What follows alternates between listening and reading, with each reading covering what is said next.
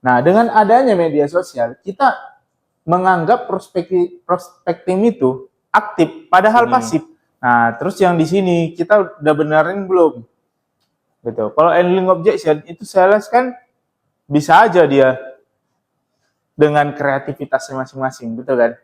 Ya, misalkan ada ya atau tidaknya handling objection itu. Ada sales yang berdebat misalkan Pak, udah pasti lebih bagus expander, Pak. Itu bisa debat kusir, ya kan? Kita nggak bisa bilang juga debat kusir itu salah. Ada sales yang bisa dealing dengan metode debat kusir. Pak, expander bagus, Pak. Begini, begini, begini, begini, segala macam daripada merek lain. Tapi endingnya dia jadi deal. Ada. Ada juga yang konsumennya bisa langsung mental. Kau karena produkmu ya, makanya kau bilang expander itu bagus. Kan gitu kan. Nah, jadi itu nggak bisa jadi patokan kalau ending obsession ini bisa jadi kreativitas. Oke, ini kita bisa abaikan. Sementara ya. Tapi nanti kita bisa benerin lagi.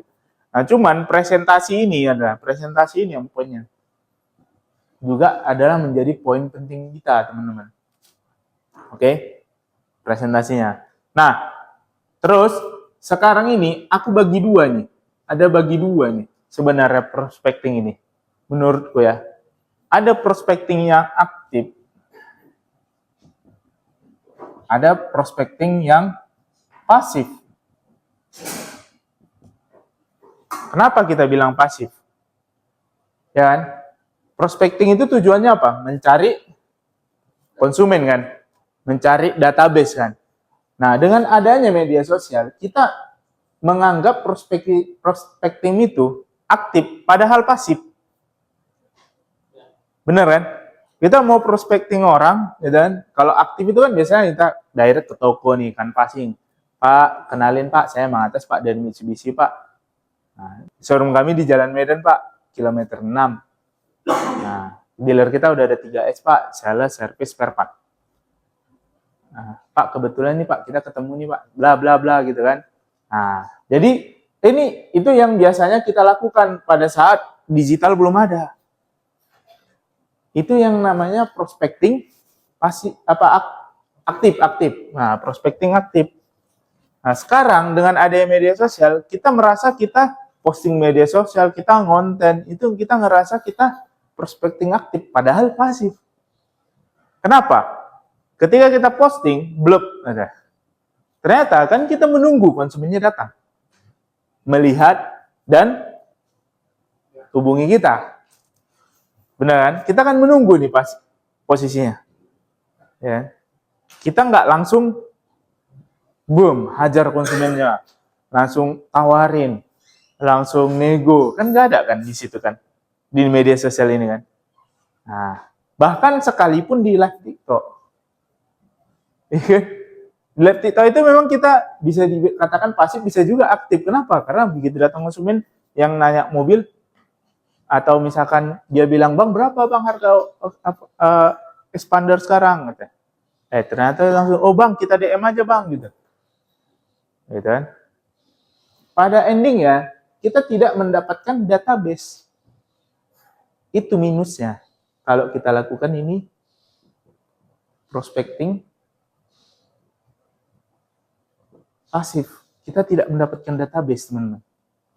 Kita tidak mendapatkan kontak dia. Yang kita dapat hanya akun dia. Benar kan? Nah, kecuali tadi yang modelan iklan berbayar, walaupun itu semi-semi pasif juga kita bilang aktif ya. Kalau orang ada ngechat WA ya kan, kalau dia nggak ngechat berarti boncos iklan kita, berarti kita ngelakuin iklan pasif gitu kan. Nah itu, jadi kita harus lakukan yang namanya prospecting aktif ini teman-teman. Kita nggak salah ini, nggak salah, yang ini nggak salah, pasif ini nggak salah, ini adalah bagian daripada branding, ini yang dilakukan oleh orang-orang marketing. Sementara kita bukan orang marketing, benar kan? Kita adalah orang sales. Kita orang sales. Branding itu perlu, namun paling perlu adalah salesnya, aktifnya. Gitu. Dari mana kita lakukan kegiatan prospecting yang aktif ini? Contoh, ada yang bisa kasih contoh? Gimana melakukan prospecting aktif ini sebenarnya? Hah? Oke, bisa, boleh. Visit.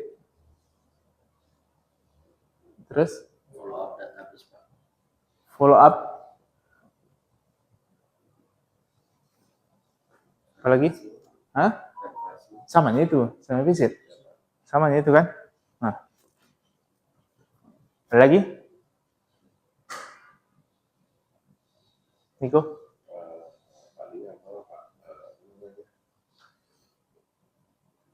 Lebih ke ya Pak, lebih ke apa?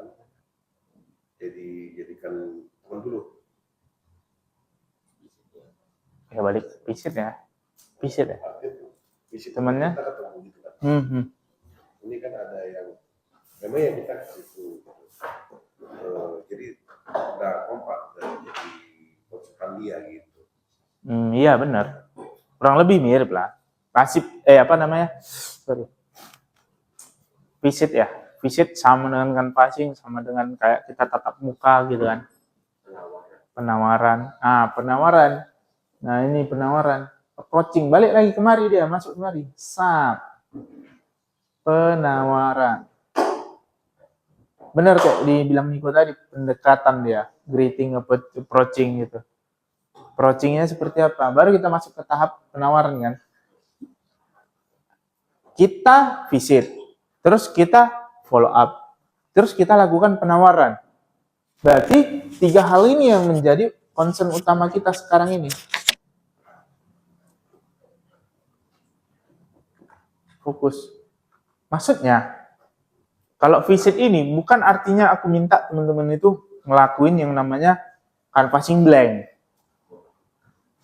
No, kalau canvassing blank itu metode zaman 90-an. Tebar brosur.